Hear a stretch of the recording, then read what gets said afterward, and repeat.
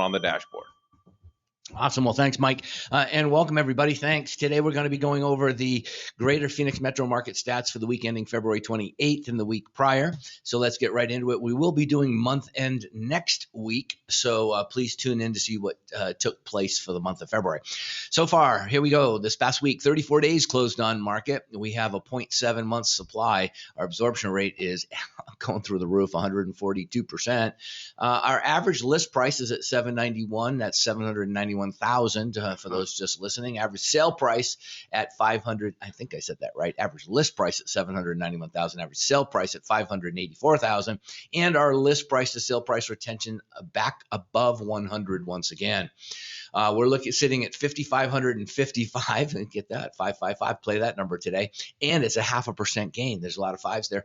But in this particular case, yeah, this has just been continuing to go down over the last few weeks. We are not catching up inventory-wise, which is obviously going to be a problem, and it could be, that sellers just are afraid of putting their house on the market, having it sell real quick, and not having a place to go. Oh, we'll talk about that today when we have There we go. That's why we're setting that up.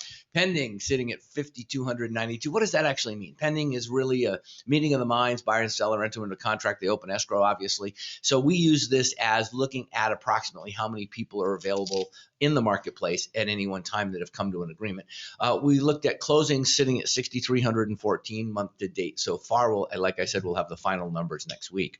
Looking at new listings, we only took 1,918 listings, still strong, but just not strong enough. 76.6 days on market for active and 34 days for closed. Taking a look at our price ranges under 500,000, continuing to increase. We're now at 54.46. That was as low as 51.5, but it's normally around 72%. There are properties coming into the marketplace under 500,000. So this is the number one area in which we're getting new properties being added. So people are saying, yeah, there's no more 500,000 or less inventory. Well, it still represents over 54% of the entire MLS inventory. And our $500 to $1 million market at 32%. That's again pretty stable. And the $1 million and up market about 13.5%.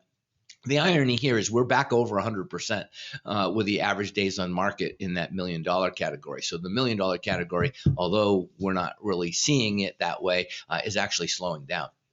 Taking a look at the new listings, we're sitting at 1918 for the week. We're only 1949, but again, the numbers to the right in the center of the column, 29 SW, 2019 SW, and 2021 SW to the left of that, represented by goldenrod and salmon, respectively. You can see these were the numbers last year and 2 years ago. So 1,692. So we took 300 more, 230 more listings this past week than we did a year ago. So I have to believe that's a good number, although it's a red ticker because it's less than the week before. However, back in 2019, when we were just launching real estate, going off, the rocket had taken off and left the pad. We were at 2038. So again, we need to, just keep pushing that as close to 2,400, 2,500 as we can. Active inventory is continuing to shrink. We're at 5,500. Again, good sign. We're about 1,100 more listings looking at the salmon than we were last year. So again, there's silver linings to all of this, although the numbers show red. So it's very important you use this sheet when you're talking to your clients because this one shows them the comparative over year, and I think that's very important. Also taking a look at the percentage, we're at 95.6% of non-distressed properties in the MLS means that we're only a 0.2 to 0.3% in the distressed inventory. Looking at pending, we said 5,292 people are engaging in escrow, meeting of the minds between the sellers and the buyers. We were at 6,247 last year. The only comforting thing I can see here is if you look back 2 years ago to 2019, we were at 5,500. We're pretty close to that number, but I like us. One of the things that we've been talking about week over week is I like to see us between those two numbers, between 2019 and 2021, because then it says that we're at least in that playing field. We don't want to be short, but it is a green ticker, the other color green ticker, because we are higher than we were last week. For the month, we're getting pretty close. Look at this, 6,314 closed units versus 6,378 last year. Slide your eyes to the right. You see those red tickers on the last 2 months. Well, that's, again, as we've been talking about 6 months now, we've been shrinking that number, meaning we are less than we were a year ago. But we're very, very, very close. That's a good sign. So we'll see how that pans out next week. And again, this is just confirming that 0.2% of closings in distressed inventory. So there's no shadow inventory. There's none of these other things that consumers think are happening. Month supply, 0.7%. We were at 0.64, so we're a little stronger than we were a year ago. And again, we take a look at our average list prices. Again, remember this one thing, and this is about the only thing I can say relating to average list or average sale price, the number right below it, is, again, if you take the number of properties that close, if you have a really strong week of $1 million homes and you have a little soft week of 500,000 and under, that number is going to be significantly higher. So what all this is really representing is that people are paying more for homes and more expensive homes are selling. It does not mean property appreciation. I saw somebody post the other day that property appreciation was 30% last year. No, it wasn't. It was 18%. What happened was there was an increase in the sale price last year of about 32%.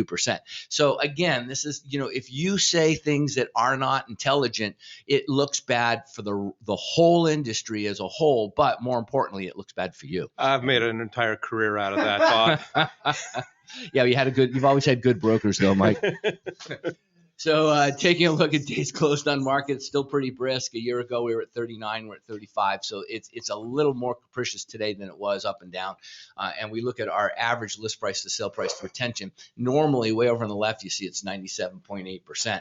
So anytime we're over 100, well, actually, anytime we're over 98%, it's time to think about what's happening in the marketplace. Why are all of a sudden sellers not negotiating as much? But when you see it over that means we are going higher. And I hope that the reason that we're higher here is because people are finally coming to the realization that you should not promise a consumer more than the property is really worth. And what is a property really worth? Well, that's a meeting of the minds, right? When a seller agrees to pay something, to accept an offer, and a buyer agrees to pay an amount of money.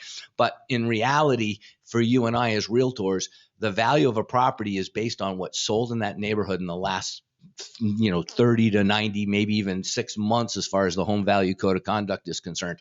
So when you see these numbers, we are only allowed to share with the consumers statistical analysis, which is what has taken place over the last 30, 45, 60, 90 days. We are not allowed to speculate on the future or tell them they should be paying more than comparable value, even if you and I both know that if you throw a little more money at the deal, you'll be able, hopefully, to win the deal over the other offers. But be very, very careful, because there are attorneys out there right now calling new homeowners saying, did your realtor suggest to you that you pay over comp value? We cannot make that suggestion to consumers because we aren't speculators. So, and we don't have SEC licenses to talk about investments. So this is the different places you can find us. And I appreciate your time today. Look forward to talking to you next week. I appreciate it.